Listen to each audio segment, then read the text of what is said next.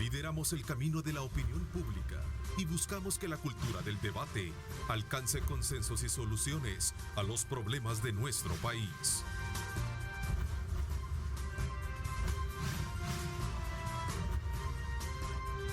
Diálogo con Ernesto López. Bueno, gracias nuevamente a usted por continuar con nosotros de una manera muy constante, muy permanente.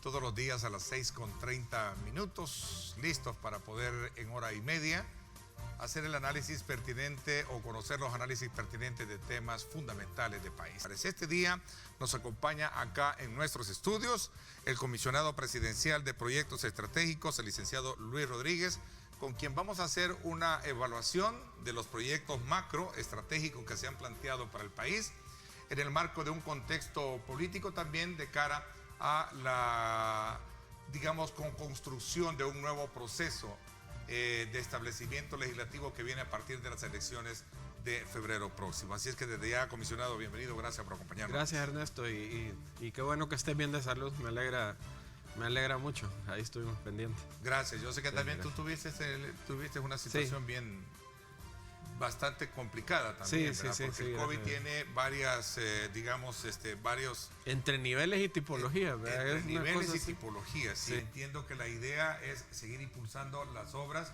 que se han planteado dentro de esa carpeta de desarrollo que tú también has estado manejando al frente como comisionado presidencial. Sí, bueno. ¿Cómo va a ser la combinación de trabajo en esto? Y por cierto, a Cristian un saludo muy especial, lo conozco también. Sí, sí.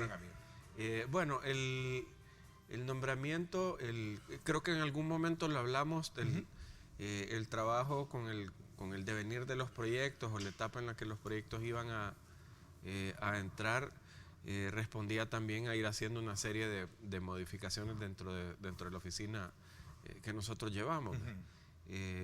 Evidentemente eso implica un poquito más de refuerzo, digamos, técnico en algunas áreas, algunos temas de liderazgo en otras que van más avanzadas, que te permitan ir terminando o construyendo algunas, digamos, que están en cierta etapa. Y bueno, se discutió con el presidente y se tomó la decisión de tenerlo a él en el equipo.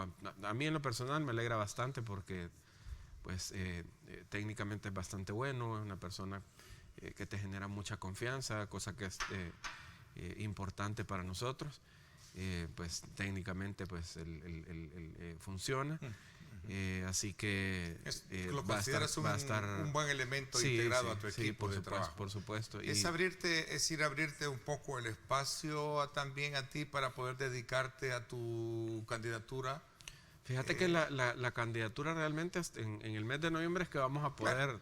Es obvio, no quiero comprometerte y meterte en problemas con el tribunal, pero... Pero por ejemplo, nosotros estamos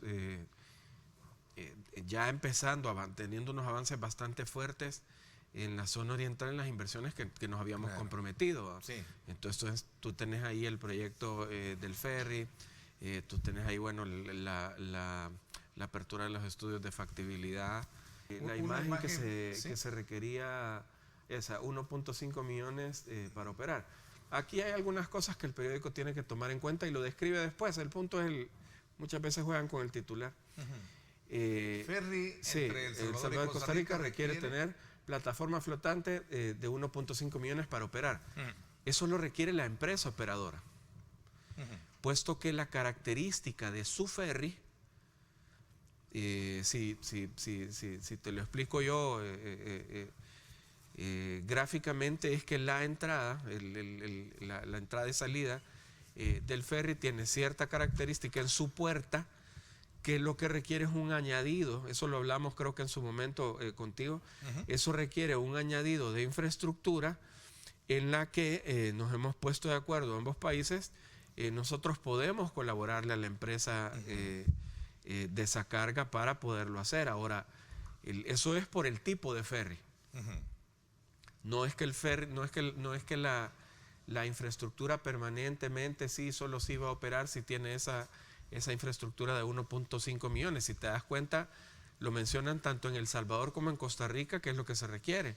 Y mencionan también que es por la característica del ferry, de la empresa, de esa carga, que se requiere hacer una especie de puerta flotante y movediza y giratoria para que el camión pueda salir y pueda entrar al puerto tranquilamente. Hay otros ferries que sus compuertas de entrada y salida de camiones son diferentes y que no requieren esa infraestructura. Entonces, al final yo no lo veo mal en ninguna manera. Digamos, te hace ser un puerto incluso más versátil, ¿verdad? Tanto nosotros como Costa Rica estamos apoyando a la empresa de esa carga. De hecho, con Mónica Ceñini nos conocemos, pues, y hemos hablado varias veces. Y ella sabe que hemos estado nosotros en toda la disposición de apoyarles, y es un elemento importante para ellos para poder descargar los camiones. Por eso yo te decía, mira, independientemente del valor que pueda tener que un funcionario público, un presidente, un gobierno X lo haya dicho, lo importante es que los que amamos este país estamos esperanzados a que salgamos del desarrollo. No bromea el presidente en este caso, ¿sí? Y está claro. ¿Tú crees que se cumple este proyecto en este ejercicio? Sí. ¿Se cumple esa obra? Sí, de hecho, completa, evidentemente. O por lo menos se sientan las bases a tu criterio. Evidentemente, completa, habrá que ver los estudios que te van determinando los tiempos exactos con cada una de las fases, ¿verdad? No puedo yo darte, digamos, el detalle tan puntual. Sí va a iniciar en este quinquenio del presidente. Eso es una garantía que yo te estoy dando.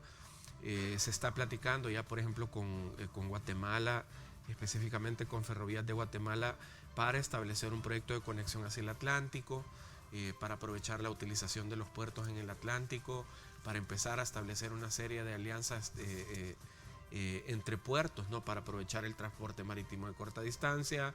Esto te conecta con un tren, este tren te va llevando a X país.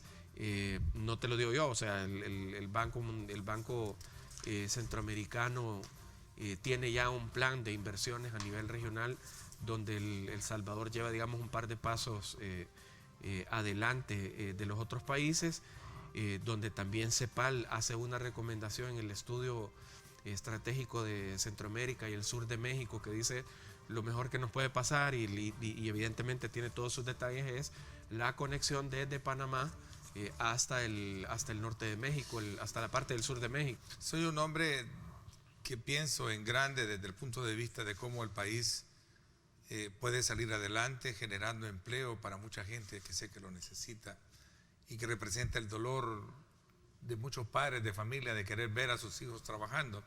Hace poco conversé con el ministro de Obras Públicas en el programa de radio, y me decía también que una de las proyecciones grandes que lleva es la construcción de un metro. Vladimir Humansor me dice: Ernesto, pregúntale sobre estos planes del gobierno de hacer un metro para San Salvador, ¿verdad? Otra de las grandes obras que deberíamos tener. Citrans ahí está tirado, sí, vilipendiado, manchado por la política, porque entiendo que ahí hay un sublillo medio raro, ¿verdad? Sí, o sea, eso es lo que te digo, o sea, si lo que se va a discutir es un tema técnico, discutamos lo técnico, pues, o sea, no sé, ¿qué tiene que hacer un diputado diciéndole a un ministro de salud qué es lo que tiene que hacer? Pues?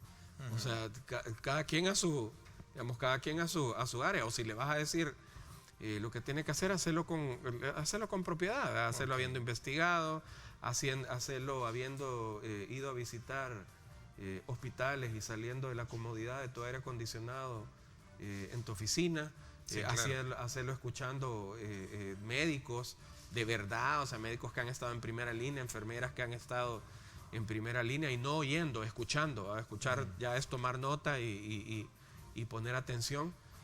Creo que esa falta de acercamiento con la población es donde tiene a la Asamblea Legislativa.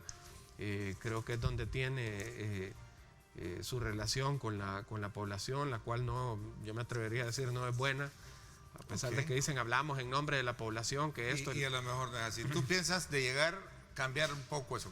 Absoluto.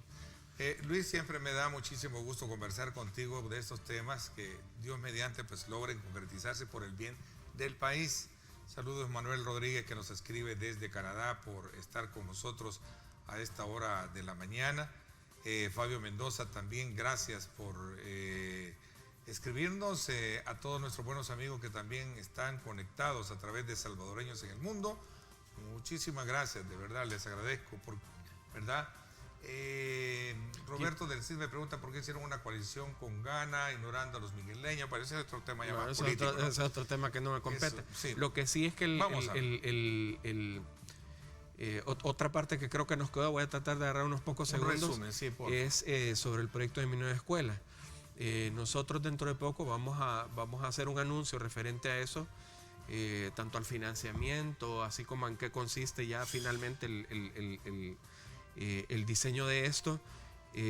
Hubo que cambiar también prioridades, ajustarlo, un proyecto basado en una nueva infraestructura donde podás poner una nueva o una agenda diferente, educativa, más moderna, donde podás ponerle tecnología. Hoy la tecnología se puso encima debido al COVID, y estamos por anunciar junto con la ministra de Educación y diversas entidades bilaterales, multilaterales, el proyecto. Es decir, educación también va con algo. Usted está muy bien informado, muy bien orientado, tiene información de primera mano para que pueda construir su propia fotografía de los aspectos o temas que estamos abordando con nuestros invitados. Esta mañana me acompaña acá en nuestros estudios Ricardo Sosa. Ricardo Sosa es un conocedor, un consultor, experto en temas de seguridad y también en criminología. Esto nos va a permitir hoy en día tenerlo en la mañana para conocer un poco toda esta, digamos, ascendencia en la que el país ha caído en cuanto a la reducción de números de homicidios. Hay muchas variables importantes que esta mañana quiero aprovechar desde el área técnica, conversarla con Ricardo, a quien le doy la más cordial bienvenida. Ricardo, qué gusto tenerte con nosotros. Buenos días, licenciado. Muchas gracias. Un cordial saludo para todos los televidentes y cibernautas de Grupo Megavisión, en especial de este programa. Quiero darle gracias a Dios, Ernesto, por su recuperación, por la manifestación del poder de Dios en su sanidad. Poder comprender mejor el fenómeno de lo que está pasando en el país en cuanto a la reducción de número de homicidios y el control de la violencia. Y veamos también la otra cara donde otros creen y opinan todo lo contrario.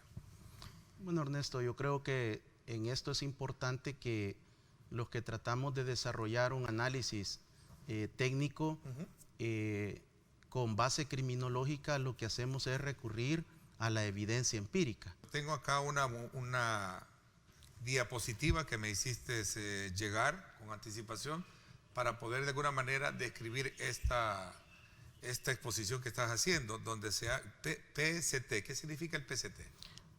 Yo lo he denominado así por una abreviatura: Plan Control Territorial. Okay. Este es un resumen ejecutivo de lo que yo he venido desarrollando desde el mes de junio del 2019 en el proyecto impulsado y lanzado por el señor presidente de la República, ejecutado por el Ministerio de Justicia y Seguridad, y en la operatividad está el Gabinete de Seguridad. Hay que estudiar cuál es el componente de cada gobierno, así como lo insisto, lo he hecho desde el gobierno de Francisco Flores Pérez.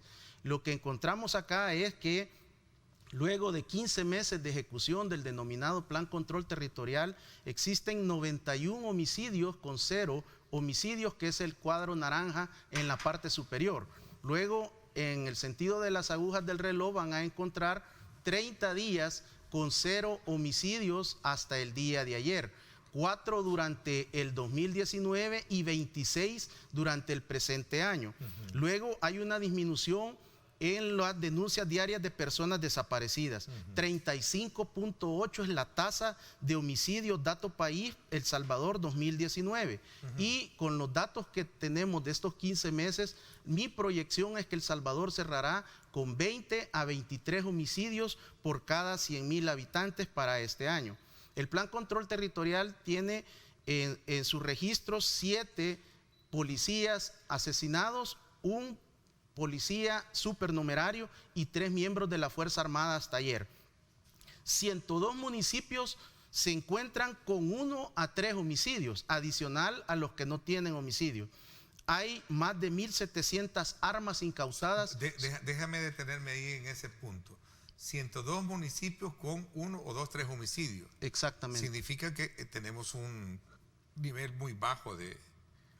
Las categorías, al menos en las que yo clasifico esto, es 0, de 1 a 3, Ajá. de 5 a 10 y arriba de 10.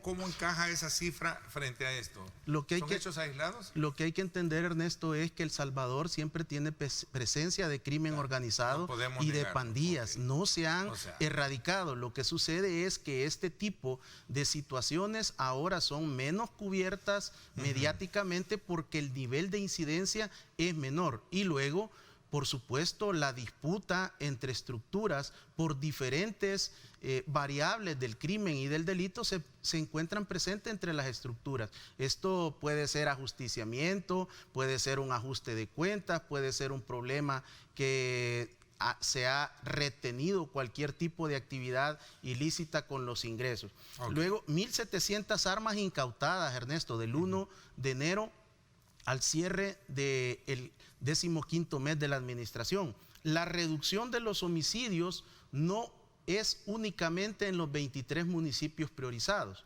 Hay que recordar acá que se lanzan 22 municipios en las primeras fases, luego en el 2020 se incorpora Ayutuxtepeque y con el apoyo valioso de la Fuerza Armada se logra cubrir más la incorporación de la Policía Rural, 115 municipios, Ernesto. Esto es una de las situaciones que posiblemente no se tienen conocimiento. Por eso es que al estudiar la variación de la disminución de los homicidios por municipio, la reducción no solo es en los 23 municipios priorizados. Hay más de 10.200 capturas de miembros de estructuras de pandillas solo durante el 2020. El promedio diario de personas desaparecidas es de 3.8 en la actual administración. Cuando el gobierno del presidente Bukele recibe su administración el 1 de junio del 2020, el promedio de desaparecido era 9.2 reportes o denuncias diarias. Y ahora presento parte de un estudio, de una investigación que yo hago a diario, Ernesto. Lo que yo ahora he tratado de hacer es ilustrar a los amigos televidentes y cibernautas con esta diapositiva para poder generar una herramienta de comprensión más rápida y más accesible. Creo que de manera categórica yo expreso lo siguiente. Yo no veo al doctor Raúl Melara Morán, fiscal general de la República de El Salvador, en ninguna tregua contra nadie. Al comisionado Mauricio Arriaza Chicas, a la Subdirección General de la Policía Nacional Civil, a las 7 subdirecciones de la Policía Nacional Civil, a las jefaturas a nivel nacional, yo no las veo en ningún tipo de tregua. Y estoy presentando estos números y esta evidencia y lo combino con el sistema penitenciario porque yo no encuentro evidencia. Y esto se viene diciendo desde junio. Creo que el análisis a través de la evidencia y de la técnica criminológica estamos, o al menos yo me siento en la responsabilidad de brindar una ilustración para que usted, amigo televidente, tome su propia opinión. Dejé sobre la mesa una pregunta que se la hace todo el mundo. Si bien es cierto, en el país hemos venido experimentando alzas en el número de homicidios, extorsiones, violencia, ¿cómo se explica o alguna explicación puede existir en cuanto a que hemos tenido una reducción bastante considerable?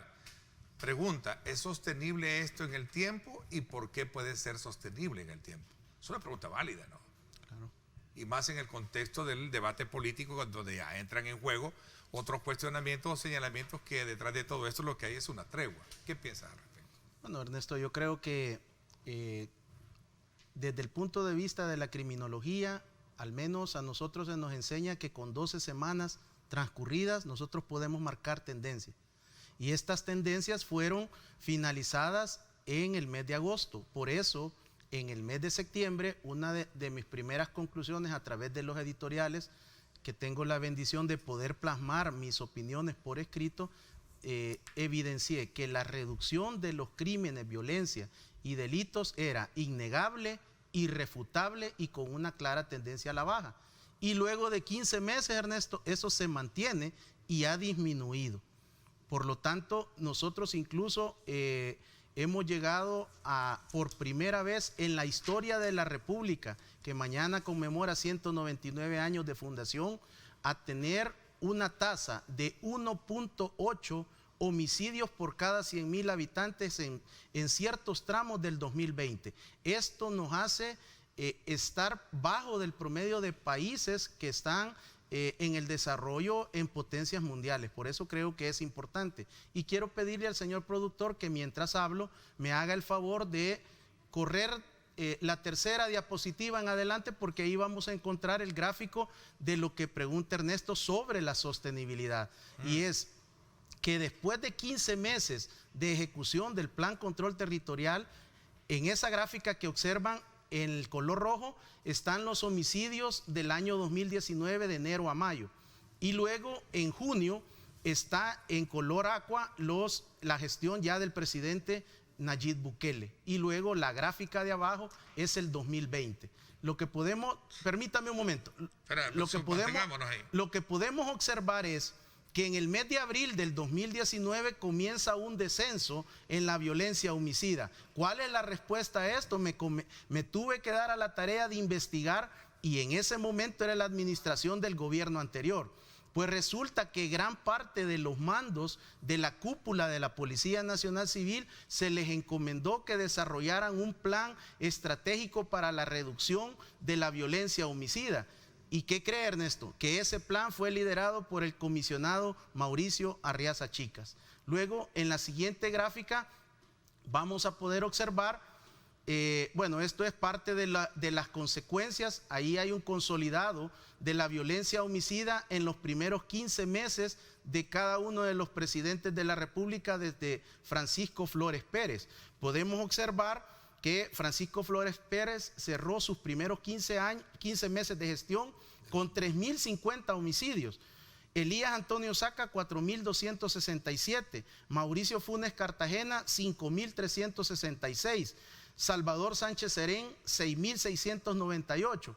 Y puede observar usted, Ernesto, la clara tendencia al alza. Y luego en la administración del presidente Nayib Armando Bukele, 1.876 homicidios, dato país, no dato de la policía. Este es dato oficial de la República de El Salvador. Luego, en la tasa de homicidios interanual, podemos observar, señor productor, México está a la izquierda. México posiblemente cierre con 28 homicidios por cada 100.000 habitantes. Luego Guatemala con 18, Honduras 44 y El Salvador, estoy estimando y he establecido aquí un punto medio de mi proyección con 21 homicidios por cada 100.000 habitantes. Desde la historia de la República de El Salvador nunca habíamos tenido estas tasas de violencia homicida. Pero no solo eso. Podemos observar también que existe, al cruzarlo solo con las estadísticas de la Fiscalía General de la República, señor productor, si me hace el favor, ahí podemos observar, estos son datos de la Fiscalía, no tiene nada que ver la Policía Nacional Civil. El primer delito en El Salvador, Ernesto, son las amenazas.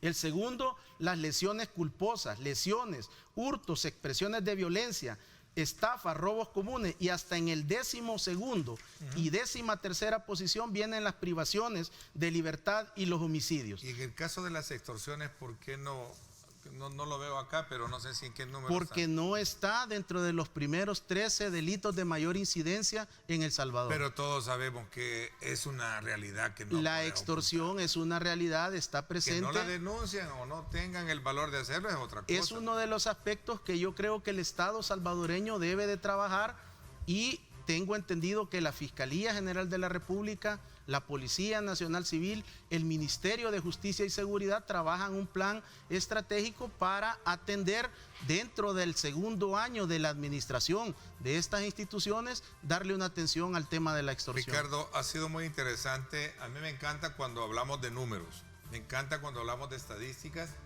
y cuando se respaldan precisamente con aspectos y variables técnicas. Así es que creo que me da, digamos, la satisfacción que al público se le presenta, mire, esto es lo que se tiene, haga sus propias valoraciones. Te hice la pregunta, ¿es sostenible esto en el tiempo?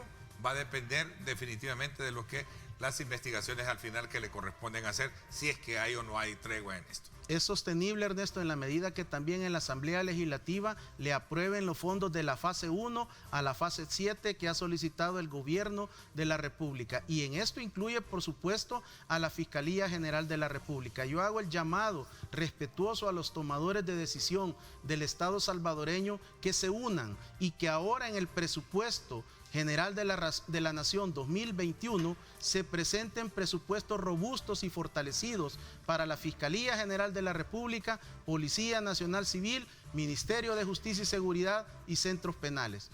Quiero agradecer esta oportunidad, Ernesto, y le agradezco al público, le pido la comprensión, la paciencia, que puedan leer y digerir estos datos. Te agradezco muchísimo el obsequio que me diste esta mañana de tu amigo Emilio Edimar Enríquez.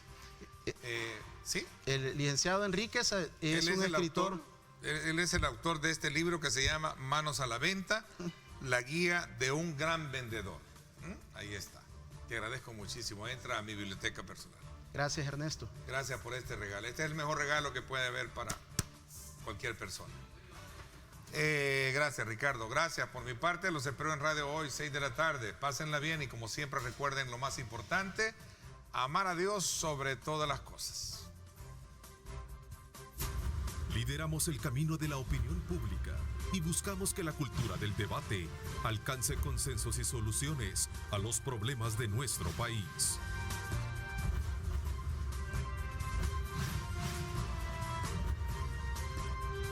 Diálogo con Ernesto López.